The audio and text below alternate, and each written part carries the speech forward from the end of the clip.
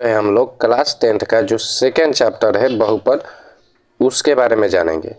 Okay, ये जो है केवल इंट्रो है, ठीक है। इसके जो भी चैप्टर है उसको बनाने से पहले, उसके प्रश्नावली को बनाने से पहले उसके बारे में समझना होता है, तो वही चीज़ है ये, ठीक है। नोट से ये अब इसमें बात करें कि बहुपद क्या है, तो याद रखिएगा चर अचर के गुणांक तथा ऋणेतर घातांक के जोड़ घटाव या गुणन की क्रिया वाले बीजगणितीय व्यंजक को बहुपद कहा जाता है, ठीक है।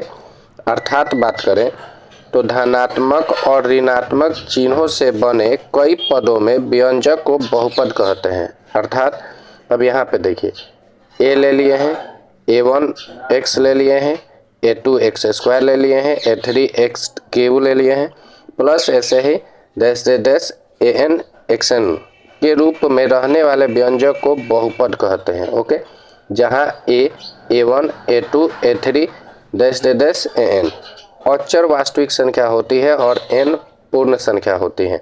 अब यहाँ पे ज़्यादा इतना ना बात करते हुए सिंपल सा बात समझिए।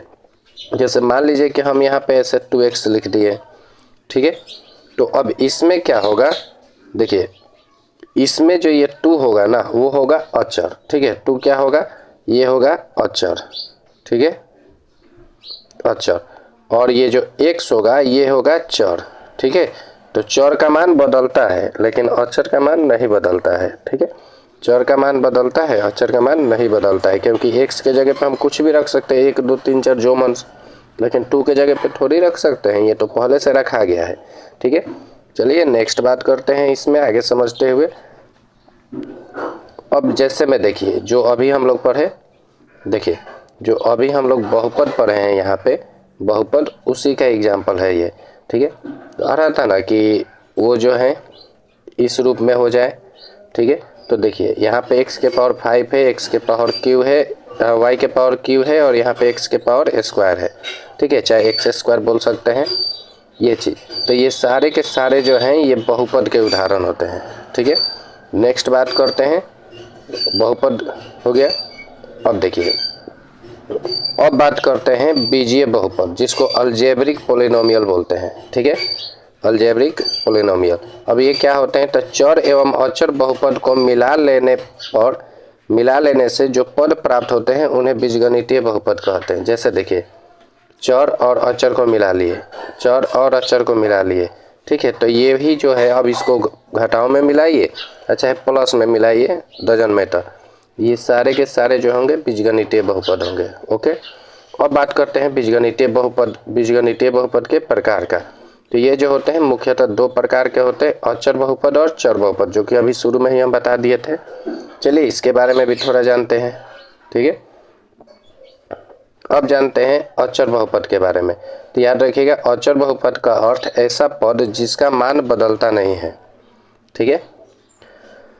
अर्थात ऐसा पद जिसका मान हमेशा स्थिर रहता है उसे अचर बहुपद कहते हैं। अचर बहुपद वास्तविक या काल्पनिक संख्या दोनों हो सकते हैं तथा अचर बहुपद का घात शून्य होता है।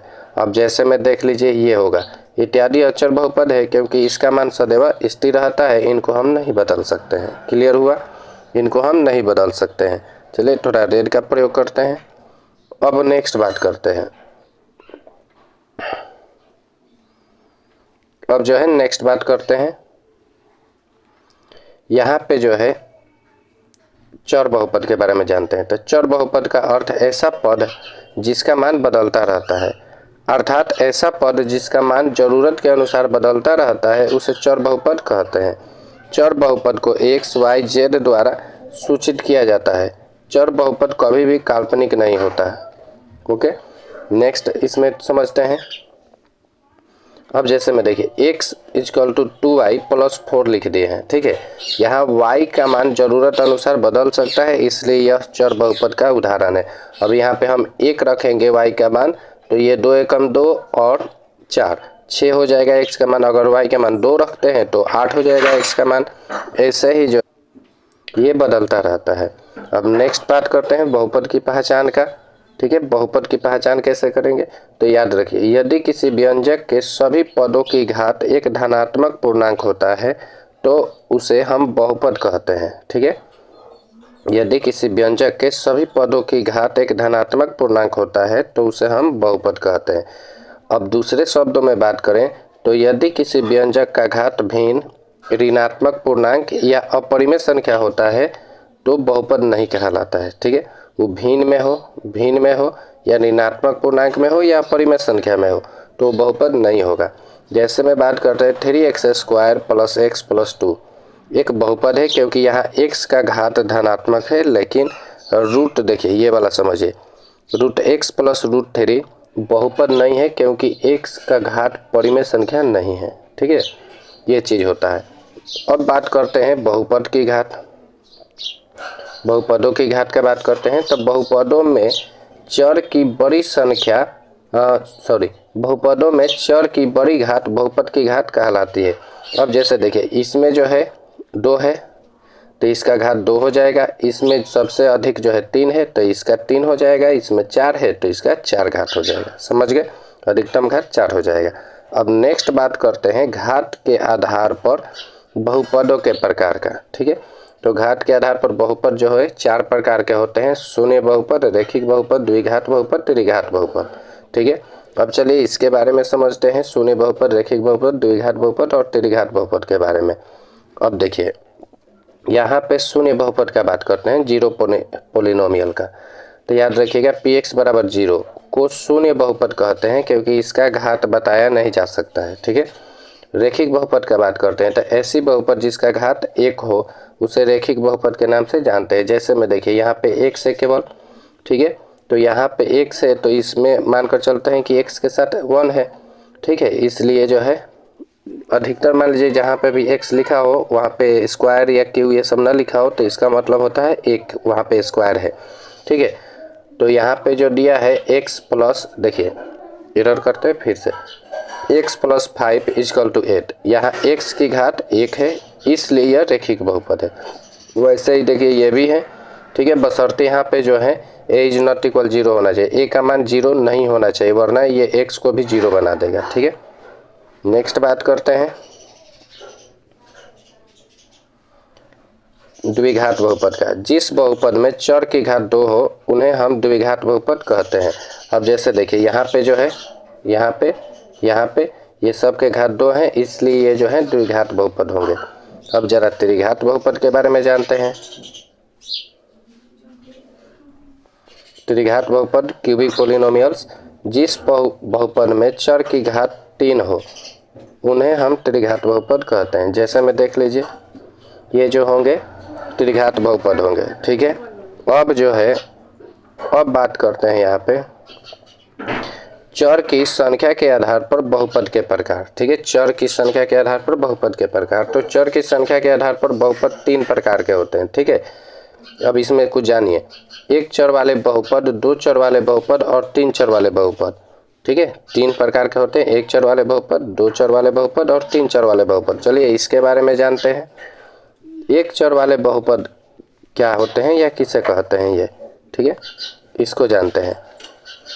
सुनिए, ऐसे बहुपद जिसमें सिर्फ 1 चर हो वह 1 चर वाले बहुपद कहलाते हैं। जैसे देखिए यहाँ पे 1 ही चर है, ठीक है, तो ये जो होंगे चर बहुपद कहलाएंगे। ठीक है, अब यहाँ पे देखिए यह 1 चर वाला बहुपद है क्योंकि इसमें 1 चर a है। ठीक है, यही मानकर चलते हैं।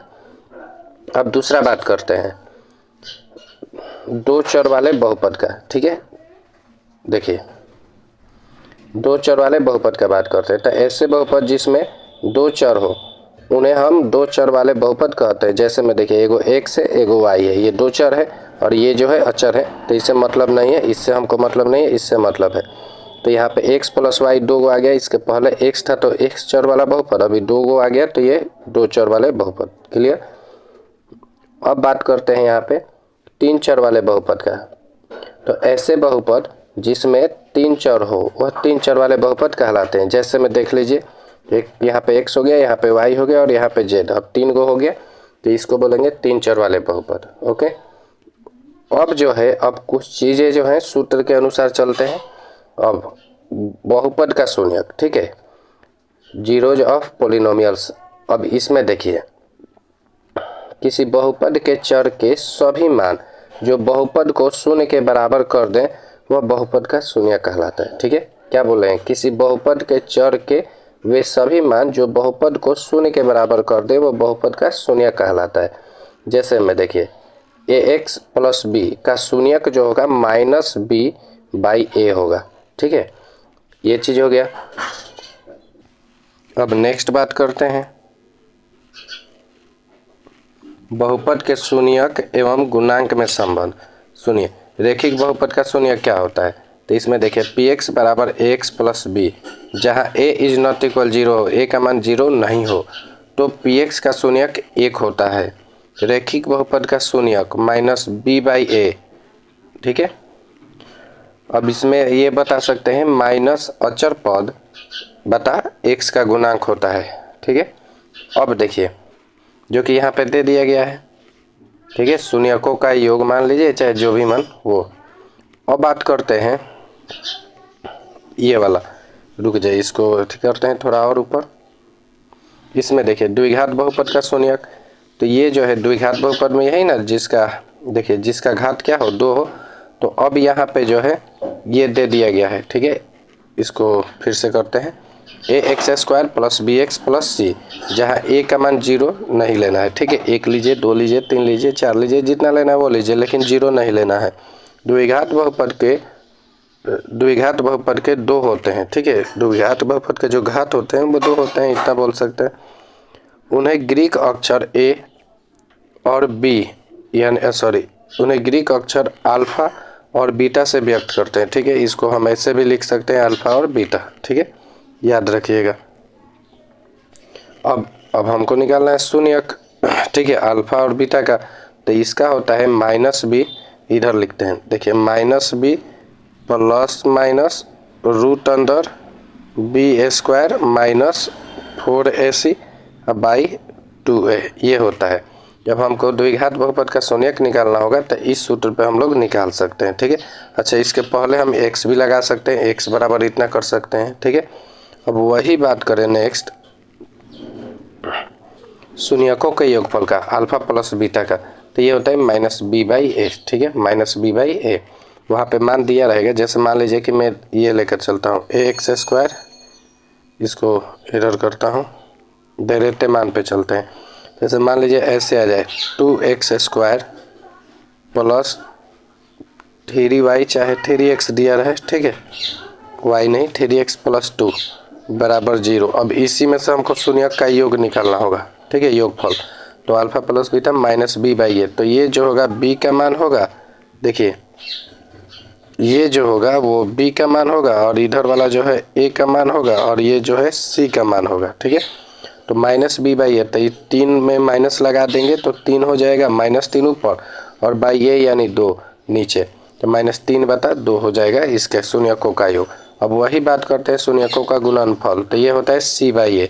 अब इसको दिखाते हैं अल्फा, इसको दिखाते हैं किधर गया, इसको दिखाते हैं अल्फा इंटू बीटा से। ठीक है, शून्यकों के गुणनफल को, तो ये होता है c बाई ए, यानी ये हो जाएगा 2 बटा 2, तो कट के 1 हो जाएगा।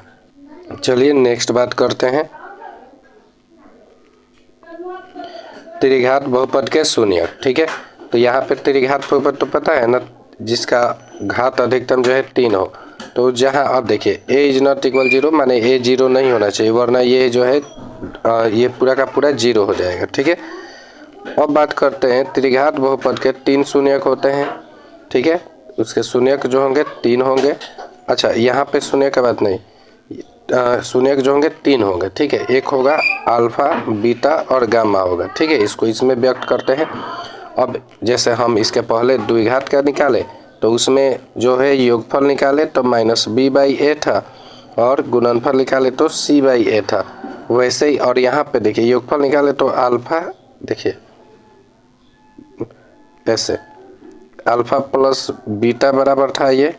ठीक है, और ये था अल्फा इंटू बीटा बराबर था ये, लेकिन यहाँ पे 3 है। ठीक है, 3 शून्यक है, तो इसके बारे में बात करते हैं। देखिए alpha plus beta plus gamma बराबर माइनस बी बाई ए, ये सेम होगा। ठीक है, ये b ले लेंगे यहाँ पे जो मान दिया रहेगा और ये यहाँ पे ले लेंगे। ठीक है, माइनस बी बाई ए। अगर मान लीजिए यहाँ पे माइनस में मान दिया रहेगा, यहाँ पे माइनस में मान दिया रहेगा तो हम क्या करेंगे कि यहाँ पे माइनस माइनस प्लस कर लेंगे, ठीक है। अब रहा बात कि हमको निकालना है अल्फ़ा इंटू बीटा, ठीक है, plus beta into gamma plus gamma into alpha. तो इसका मान होता है c/a, ठीक है, c/a होता है, ठीक है। अब रहा बात कि सबका निकालना हो, ठीक है, यही क्या बोलते हैं इसको, गुणनफल, ठीक है। तो ये जो होगा अचर पद बटा एक्स क्यू का गुणांक हो जाएगा, ठीक है, जो कि यहाँ पे सेम है एक्स क्यू का।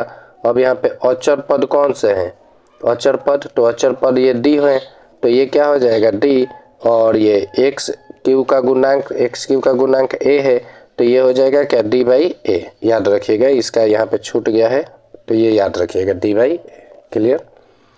अब बात करते हैं, देखिए इसमें जो है भाग देने के लिए भी आता है सेकंड में, तो ये भी बात कर लेते हैं। अब इसको शेषफल प्रमेय बोलते हैं, रिमाइंडर थ्योरम, ठीक है। तो इसमें याद रखिएगा यदि px एक बहुपद हो, ठीक है, px एक बहुपद हो जिसका घात n ग्रेटर 1 हो, यानी n का मान जो है 1 से बड़ा हो, तथा इसको x माइनस a से भाग दिया जाता है, तो शेषफल pa होता है। जैसे मान लीजिए ये हो गया, इसलिए जैसे मान लीजिए कि यहाँ पे हम 0 रख दिए ना, तो ये माइनस में है, इसको इधर भेजेंगे तो ये क्या होगा x बराबर a हो जाएगा, ठीक है। अब सुनिए नोट, किसी बहुपद px में x प्लस a से भाग देने पर शेषफल p माइनस a होता है। अब ये क्या हुआ है जानते हैं, यहाँ पे माइनस था, इसको इधर भेजे तो a आ गया। अब यहाँ पे प्लस है, इसको भेजेंगे वैसे ही तो माइनस में आ जाएगा, बस। अब सुनिए, मैंने सिंपल सा है, ऐसा कुछ दिया है, ठीक है, x बराबर इतना हमको निकालना है, px का मान निकालना है, ठीक है। तो क्या करेंगे, ये जो मान दिया है उसको प्लस में तो माइनस में, और माइनस में दिया हो तो वो हो जाएगा प्लस में, ठीक है। तो अब नेक्स्ट इसमें बात करते हैं, शायद समझ में आ गया होगा। अब सुनिए, कह रहा है किसी बहुपद px में ax प्लस b से भाग देने पर शेषफल p जो होगा माइनस b/a हो जाएगा, ठीक है, माइनस b/a। यहाँ पे क्या होगा कि ये मान दिया है, बात समझो यहाँ पे, ठीक है। थोड़ा सा इसको करते हैं, यहाँ पे समझाते हैं, कोई दूसरा कलर लेते हैं। अब मान लीजिए कि यहाँ पे हम लिख लिए ax प्लस b बराबर 0, ठीक है। तो अब क्या होगा कि इस b को इधर भेजेंगे, इस देखिए इस b को जो है हम इधर भेजेंगे, तो क्या हो जाएगा ax, ठीक है, बराबर ये प्लस में है, इधर जाएगा तो माइनस में हो जाएगा, तो माइनस b। x का मान निकालेंगे तो माइनस b, और ये a जो है गुना में है तो इधर आएगा तो भाग में हो जाएगा, ठीक है। तो ये चीज़ हो जाता है यहाँ पे। अब समझिए दूसरा है, इसमें कह रहा है यदि px एक या एक से अधिक घात वाले कोई बहुपद है और a कोई वास्तविक संख्या है, तब यदि px को रैखिक बहुपद x माइनस a से विभाजित किया जाता है तो शेषफल pa होता है, ठीक है। तो शेषफल भी क्या हो जाता है, pa हो जाता है, ठीक है। क्योंकि यहाँ पे माइनस में है तो अब कितना बार बता चुके हैं ये कि प्लस में आ जाएगा। अब नेक्स्ट बात करते हैं इसमें, अब ये जो है गुणनखंड प्रमेय है, ठीक है, फैक्टर थ्योरम है।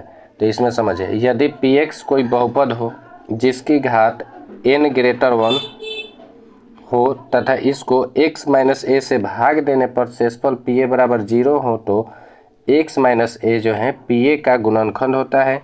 यदि हमें किसी बहुपद का गुणनखंड पता है तो हम शून्य ज्ञात कर सकते हैं, ठीक है। अब जैसे में देखिए यहाँ पे जांच करें कि क्या x माइनस 3 बहुपद इतना का एक गुणनखंड है। तो अब यहाँ पे हम देखिए पूरा हल कर दिए हैं, थोड़ा समझा देते हैं इसको। यहाँ px बराबर जो है इतना है, ये वाला मानकर चलते हैं कि ये px का मान है। फिर करें हम जानते हैं कि यदि x माइनस 3 जिससे भाग देना है px का एक गुणनखंड है तो शेषफल 0 होगा, सिंपल सी बात है, ठीक है।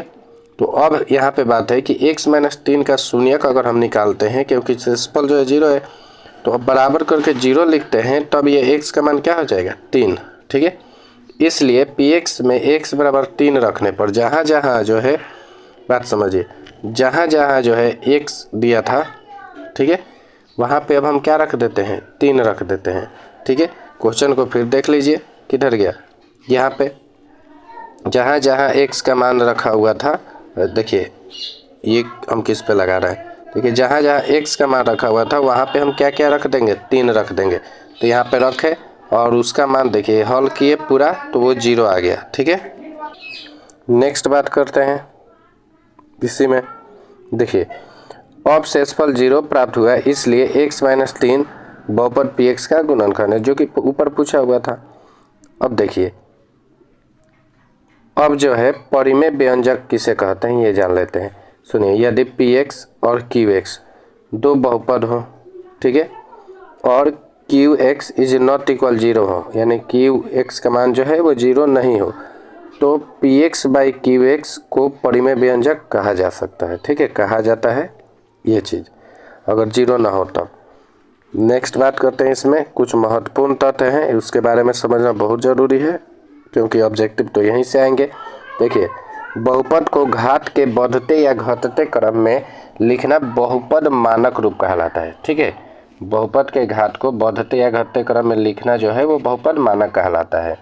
अब दूसरा बात करते हैं, बहुपद के चर की सबसे बड़ी घात बहुपद की घात कहलाती है। जितना ऊपर घात होगा वही जो है बहुपद की घात कहलाएंगी। अब तीसरा बात करते हैं, इसमें दो बहुपदों का योगफल, अंतर और गुणनफल हमेशा एक बहुपद होता है। यदि दो बहुपदों का भाग हमेशा बहुपद नहीं होता है, लेकिन दो बहुपदों का भाग जो है हमेशा बहुपद नहीं होता।